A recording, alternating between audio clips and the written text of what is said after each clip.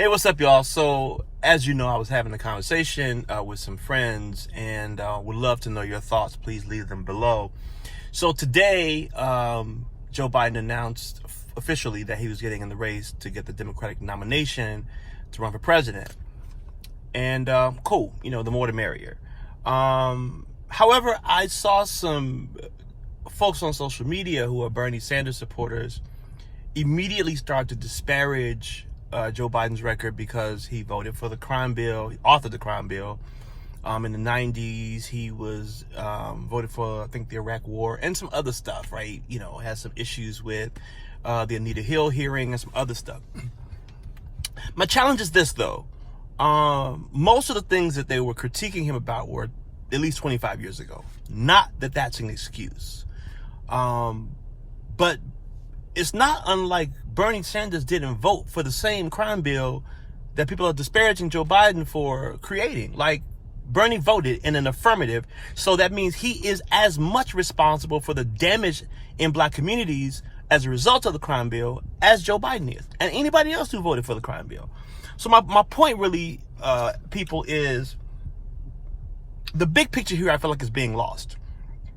Donald Trump is the president. Most sane people don't want him to be president again. So whoever the candidate, the nominee is, I think most people are going to support him.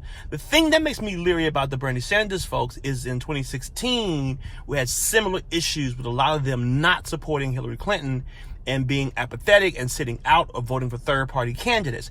That got us Donald Trump. I feel like people who do that miss the boat, right? They miss like the extreme nature and the importance of putting somebody in place who is at least sensible and not like a racist and a xenophobe.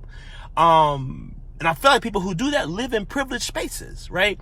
So if you're like a white liberal and you feel like I can't really support anybody but Bernie, then you're part of the problem, right? You're part of the problem, and you're part of the challenge that folks in this country are having dealing with all of the bull crap that Trump has put into place and put in motion. So I'm really challenged by that and people who think that way. The other issue I have is when we talk about people who are already saying they're going to support Bernie. There was an article in Forbes magazine that said 26% of Bernie supporters said they would not support Elizabeth Warren if she were the nominee. They would vote for Trump. Now, Elizabeth Warren and Bernie are pretty much aligned on most things. That, to me, is absolute insanity. Yes, it's insanity. And if you are that person, you again are part of the problem. You must be living in some place of luxury where you can afford to just vote for whomever, and it's not going to really affect you if it's not the person you want. These kind of temper tantrum ideas, we have to stop it, right? Because Donald Trump's policies are literally affecting the very lives of everyday people in this country and around the world. If you look at the things that are kind of byproducts of his racism and his xenophobia and sexism and all the other things that he's done, and who we know him to be as a person and as a president. So chill on the critiques, right? But just if you support somebody, just support them. If you support Bernie, just talk about what he's going to do. There's no need to do these kind of like what he doesn't do. I mean, like Bernie don't have no policy for reparations either.